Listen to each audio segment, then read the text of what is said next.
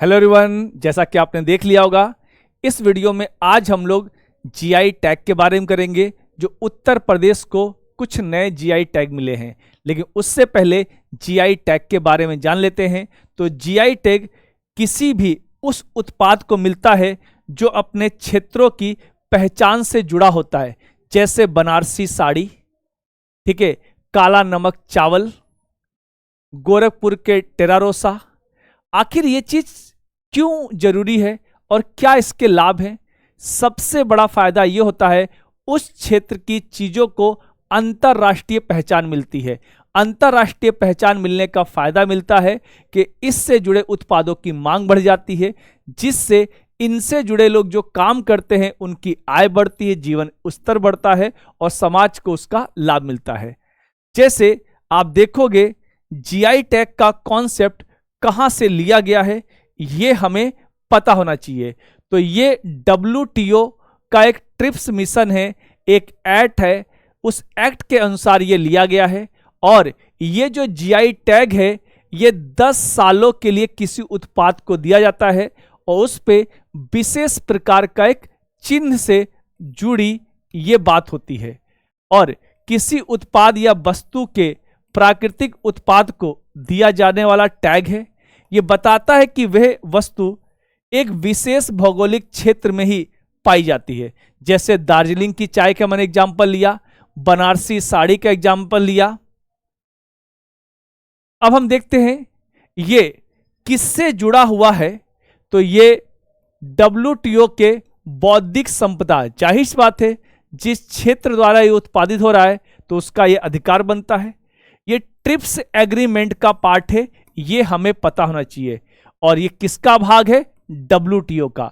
और जिनको ये नई जानकारी मिलेगी वो लोग कमेंट बॉक्स में बताइएगा सर ये वीडियो बहुत शानदार लगी या पसंद आई। तो ट्रिप्स मिशन होगा एग्रीमेंट, ये याद रखेंगे आप लोग। अब ये पहली बार जो किसी उत्पाद को भारत में मिला था वो थी हमारी दार्जिलिंग की चाय। तो ये क्वेश्चन भी एग्जाम में पूछ सकता है कि भारत के किस उत्पाद को सबसे पहले जीआई टैग मिला था। और जीआई टैग का भारत में मुख्यालय कहां है? चेन्नई में है। कितने वर्षों के लिए यह दिया जाता है? तो ध्यान रखेंगे यह 10 वर्षों के लिए किसी उत्पाद को प्रदान किया जाता है। यह देखिए दार्जिलिंग की चाय, जब भी दार्जिलिंग की चाय का नाम लिया जाएगा उसका स्वाद सबसे अलग और अनोखा होगा। यह कितने वर्षों के लिए दिया जाता है? तो 10 वर्षों के लिए। इसको फिर से रिनोवेट करवा सकते हैं, यानी एक तरह के लाइसेंस को रिन्यू कराने वाली बात यहां पर कही जा रही है। अब ये कुछ फेमस जीआई टैग हैं जिस पर आपके एग्जाम में क्वेश्चन पूछ चुका है। CTET का तो ये फेवरेट है, मधुबनी पेंटिंग बिहार की। दार्जिलिंग चाय आपसे यूपी टेट में पूछा गया है। तिरुपति लड्डू इस समय चर्चे में है, विवादों में लेकर हैं, क्योंकि उसमें कुछ नॉन वेज की बात की गई है जो धार्मिक आस्था को ठेस लगाई जा रही है, उस पर जांच हो रही है, तो चर्चे में है। तो यह भी CTET में आपसे पूछा जा सकता है, ठीक है। वही नागपुरी संतरे, ये कुछ फेमस आपके जीआई टैग हैं। अब आते हैं, ये हम उत्तर प्रदेश से जुड़ी बात क्यों कर रहे हैं।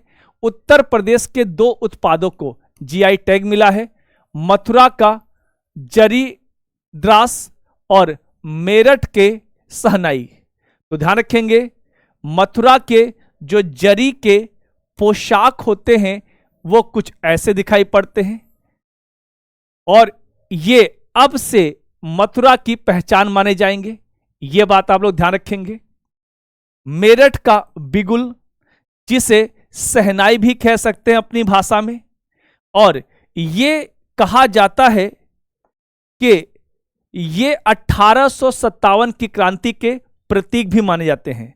ये पोशाक जो मथुरा वाली है ये आपकी कृष्ण भगवान से जुड़ी हुई भी है, तो इसके बहुत सारे बेनिफिट है। अब इससे जुड़े हुए लोगों को काफी ज्यादा अंतरराष्ट्रीय पहचान मिलेगी।